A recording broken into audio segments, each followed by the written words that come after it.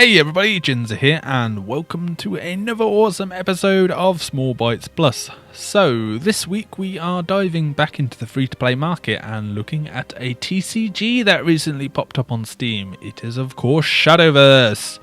Now, this TCG is originally a mobile game, so obviously this is the port version on the PC, and for the most part it holds up quite well. My first minor gripe with this game though is when you first start the game, it starts in a very weird resolution window and you cannot get into full screen mode until you've done the tutorial and got to this home screen. So once you get to this home screen, you can actually get into the settings and change the resolution and put it in full screen mode, and it has a few other settings in there. I can't actually show you that because for some reason it stops recording every time I pop one of these windows up, but yeah, I think you get the idea. That's my first minor gripe with this game. The game itself, it works really nicely. It's fairly similar to Hearthstone, but it has just enough different mechanics to make it interesting. So we'll actually get into the game and show you. So we'll go to the main story because I can show you some of the characters. So all the characters in this game have their fairly different abilities. They're not actually abilities that you can activate like you would in Hearthstone, because your heroes don't actually attack in this game, they just serve as your HP. But each of the characters has different decks that interact with them differently.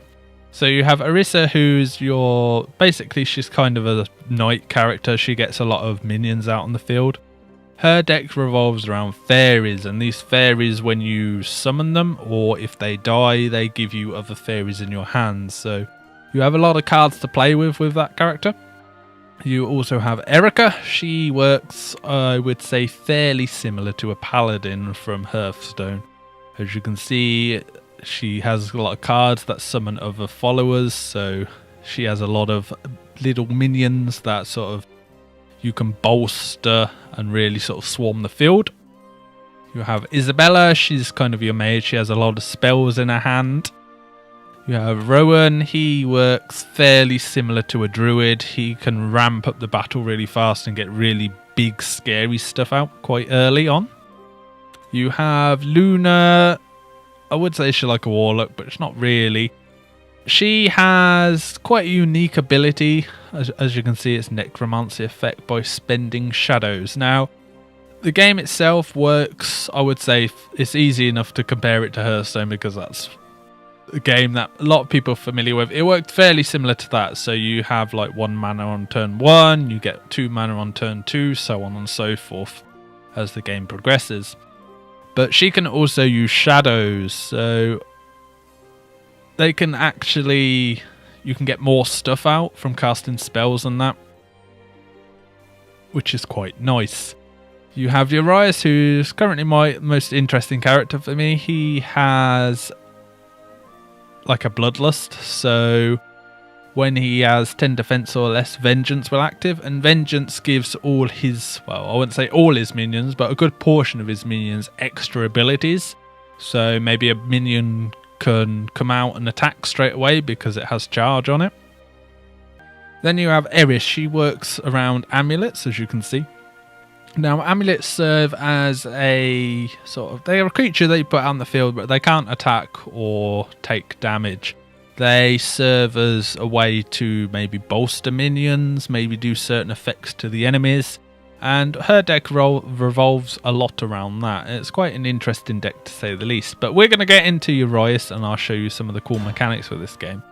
As I said before, it's fairly familiar, but it does have just enough to make it interesting. So we're going to just choose the default decks. The default decks work fairly well. I would say for PvP it's better to do decks later on. So as you see, you do get these cool cutscenes. We're actually going to skip through this because obviously if you guys want to play this, you can come watch the cutscenes and get involved in the story.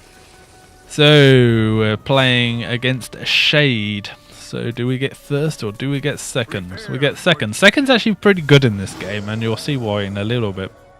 So you start off with 3 cards, as you can see, and you can actually get rid of cards to try and get a new one. Obviously, like all TCGs, you'd want to try and get the lowest amount possible. Right, so you see characters start with different HP totals. Uriah starts with 20 because his actual cool ability doesn't activate until he's actually lost 10 HP. So we can't actually summon anything else, so we're just going to skip that turn. Now the cards themselves, if you click on them, you can see they have different abilities on them. And you can also see how much they cost to summon, the attack they do, and how much damage they can take. So as you saw before, that's your total HP. If you lose that, it's game over. So obviously you want to try and do the vice versa and get your enemy's HP down.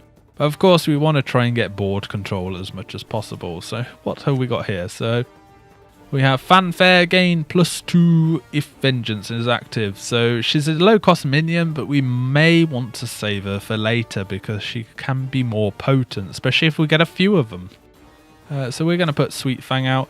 She has the Drain ability, which works fairly similar to stuff like Bloodlust. I think it was in, what's Bloodlust? Might and Magic, I believe that was. Where the damage she deals, you get the HP back. Obviously, this is probably not as beneficial to us because we kind of want our health to go down. But we can see what happens. So we got a mercenary. She's just a bog standard character. She doesn't really have anything interesting going for her. We probably don't really want to sacrifice that just to do 1 damage to it because our person can take it out, providing he doesn't buff his own character. He is actually doing damage to us as well, which I am certainly not against. He was clever there and attacked, but right, this is where the cool mechanics come in. So after a few turns, you can actually evolve one of your creatures on the field. You can evolve a creature that you only just put out, which we'll probably do that instead because we do have a Goliath here and he's a bit of a tank. Right, so evolving works. As you see, he's actually only got 2 pips. So the first player can only evolve 2 monsters per battle, and the second player can always evolve 3. This is kind of the game's way of evening out the whole this player goes first and has an advantage thing, much like Hearthstone's got the coin. Now, evolved creatures, as you can see, basically gain stats. Some of them actually do gain new abilities when they evolve as well. But the nice thing about evolved creatures is, as well as getting stronger and getting some really cool new artwork that makes them look even more beastly, they can actually attack straight off the bat. So we only just summoned him and he usually would only have summoning sickness, so we'd have to wait till next turn to attack. But because we evolved him, he can attack straight away. He can't attack a hero, but he can attack creatures, so we can actually use him to try and get rid of something a bit nasty. So we get rid of that, and then we get rid of that. And that hopefully has evened the battle out for us. He can evolve one of his though, which is a bit annoying, and he has put a creature with ward out. Now wards work just like the defense creatures in Hearthstone, so you put them out and you have to go through them before you can get to anything else. So we need something that can do 6 damage. Unfortunately, we're a bit lacking at the moment. We do have a Dark General, but yeah, so she'd gain Storm, which is kind of like Charge in Hearthstone. But we don't have Vengeance because we still need to take 7 damage to our face. So unfortunately, it's a bit annoying, but we can do a bit of damage to ourselves, which seems like it's so crazy because it seems so weird saying, yeah, I want to do damage to myself, but this character works really well at like that. And it does make the game a bit more tenser once you get to the lower hit points, because then you're really trying to get decent cards out so you can survive. But as you can see, the cards, the animation, and even the voice acting on the cards is actually quite nice. It doesn't really feel like a mobile game other than a lot of the menus say tap and stuff like that, and some of the sliding menus, but for the most part it actually feels like a fairly competent PC game. Right, so we actually have a Well of Destiny, so I can show you some of the mechanics of the different kind of like the amulets. So as you see, let's put that out on the field, and at the start of your turn give +1/+1 to a random allied follower. Unfortunately, none of our followers are probably going to survive, but... Oh, wait a minute, maybe... Yeah, actually, maybe we can get a follower out to survive. So hopefully she will buff one of our creatures and give us a bit of an advantage on the field. We can also evolve something next turn, which is quite nice. We do want to take 3 more damage to our face if possible, though. And yeah, we got nothing left, so that's going to do nothing, unfortunately. But we do have an angelic sword maiden, and she has wards, so that would give us a bit of time to try and get something nice on the field. And we can also evolve her to make her a bit stronger and take out a creature in the process, and then have our ward boost it. So the cards do interact quite well, as you see, like with each other. We are still trying to keep this in our hand because I'd like to get a stronger minion out if I can take 3 more damage somehow. But yeah, each of the different characters, they have a different way of working. So as you see, this is just sort of an enemy character, and he has a fairly similar thing to us where he can vengeance stuff. And he's just got something really nasty out that is near enough killed my sword maiden, unfortunately. But we can put the crazed executioner out. We're one off our vengeance, which is really annoying. We can evolve him if we wanted. I think we might have to. Yeah, I kind of want to save that Dark General for next turn because... Whoa! I hadn't seen this one before. Yeah, he looks really cool. Let's sacrifice that, and then we can start doing damage to the face. So the whole story basically serves as... Oh yeah, we can't rush. Haha, idiot. Yeah, so the story serves as a sort of tutorial. You can unlock some cards and some gold to buy the different packs in game. Unfortunately, the story doesn't last too long. Once you've got through that, there's not really much else to do when it comes to the whole story mode. So I would like to see them maybe expand that, because the game does become just solely PvP, and the PvP works quite nicely. The whole deck building and playing against other characters does work quite well, to say the least. We're gonna have to take out that because I don't want that around. Once we've done that, I'll show you some of the card pack openings and just what the different characters are like. As you can see, some of the animations are really nice as well.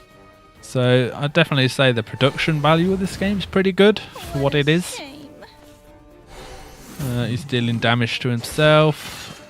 He definitely needs to take out my 6/3 because yeah, he's gonna die else. A good time. Yeah, we did. I don't know why he wasted his time evolving. As you can see, the AoE did make a bit of a stupid mistake there and should have just left it. We also, I forget what that is. Yeah, Razor Claw does 2 damage. Yeah, it's game over for you, my friend. Right, there we go. So as you can see, the actual battling mechanics are quite nice, and the cards work fairly, I would say, interesting. They're fairly interesting. So we get a reward, we get vials, yep. So let's get back to the home screen and wind up this video. Right.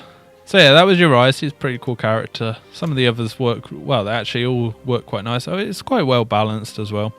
You also have a practice screen, which is quite nice if you're building some pretty wacky decks. Right, so let's open these crates. So we have 400 vials, rupees, tickets. And we have some card packs, that's what we wanted. So, cards, as you can see, you've got, this is what I was on about, the annoying slide-in menus. I'd rather just have like a list. Unfortunately, this is what a lot of these mobile ports suffer from, are just weird slide-in menus that they haven't bothered to change or get rid of for PC. So, unlike the game, which works quite nice, you know, the actual in-game battles that work quite nicely with the whole chucking the monsters, you know, dragging and dropping. Unfortunately, the whole sliding card mechanic is really annoying. I'd rather just have pages you can click through. It just makes it so much easier because there's a lot of cards in this game. There's a lot of variety. Also, those vials that we collected earlier for actually creating cards, so you can actually create any card in the game, providing you have the necessary vials. And you can also liquefy extra cards, much like Hearthstone, to get more vials back. So the cards are pretty, bog standard. It's just the menu system, I would say. Is just one of my biggest gripes in games like this. Obviously, you can create new decks, so we'll just do one. You can then choose your hero that you want, and then you can put the certain types of cards in. Yes, okay, you showed me that last time. So as you can see, you just drag and drop all the different cards, and then build a deck based upon that. So not too shabby. You also do have a shop, so I guess we should have a quick look at the shop before we wind it up, just to see how much stuff costs, because it's always quite interesting to see how much they're charging for stuff. They've done it all in this horrible gem stuff, so 1 ticket per pack. Yeah, we have a ticket. Give me a ticket. There we go. Let's open a pack and see what we get. So click on the pack. And let's see if we get anything good to end the video on. Do we get any legendaries? I doubt it. Oh, we did get something nice quite there. It's gold and shiny, guys. That means it's good, right? Shadow Assassin. Give all other allied followers ambush, which is kind of like the stealth mechanics. That's actually quite a nice card. So it's for the actual sword craft, though, unfortunately, which Shadowcraft. Do you have any for my favourite one, the vampire guy? No, I don't think so. Forestcraft. Oh well. So that's that. Yeah. So that was Shadowverse, guys. I would say it's a fairly interesting game. If you're looking for a lot of story, sort of like magic kind of style story, then you're probably not going to find it here, because the story really is just a sort of long tutorial for the specific class. The game definitely revolves around the whole PvP thing more than anything else. So if you're not really into deck building, min-maxing and fighting other players, then it may not be for you, but it may be worth a try just to see if you enjoy doing the story. Obviously, if you don't want to play other players, you can always practice, but unfortunately you don't really get any rewards for that. So this has been Small Bytes Plus. I have been Jinza, and this has been Shadowverse. So check it out. Link will be in the description as always. I hope you enjoyed it, and you know exactly what to do. Like and subscribe, and we will see you next time. Bye bye.